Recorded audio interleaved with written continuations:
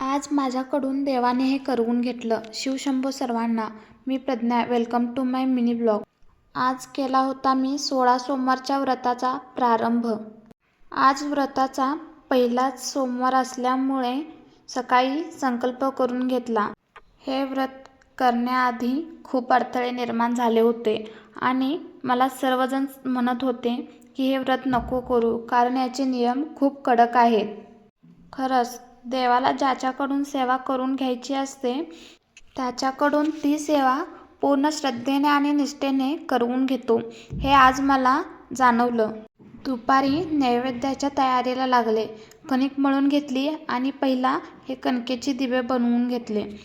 त्यानंतर मीठ न घालता फक्त तूप घालून हे कणिक मळून घेतली आणि याच्या जाड अशा चपात्या लाटून घेतल्या आणि त्या चपात्या गार झाल्यानंतर मिक्सरमधून बारीक अशी वाटून घेतली आणि त्यानंतर त्यामध्ये गूळ खिसून घातला.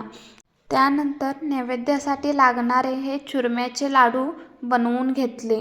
संध्याकाळच्या पूजेची सर्व तयारी केली. मनातील सर्व विचार काढून टाकून एकाग्रतेने आणि श्रद्धेने पूजा करायला बसले. आधी कलश मांडून घेतला. त्यानंतर पिंडीवर दूध, तूप, दही, साखर आणि मध या पंचामृताने अभिषेक केला आणि अभिषेक झाल्यानंतर पुन्हा एकदा पिंडीला पाण्याने अभिषेक केला. त्यानंतर 108 बेलपत्र, 108 तांदूळ आणि 108 फुले वाहून ओम नमः शिवायचा जप केला. मग ती पिंड कळशीवर स्थापन केली. धूप देखील लावून घेतला आणि 16 सोमवारच्या व्रताचे पुस्तक वाचायला घेतले. पार्वतीने फासे टाकले व पुजाऱ्याला विचारले, हा डाव कोणी जिंकला? तो म्हणाला, शंकरांनी. मग ते पुन्हा फासे टाकले व गुरुवाला विचारले, डाव कोणी जिंकला? तो डाव पार्वतीने जिंकला होता.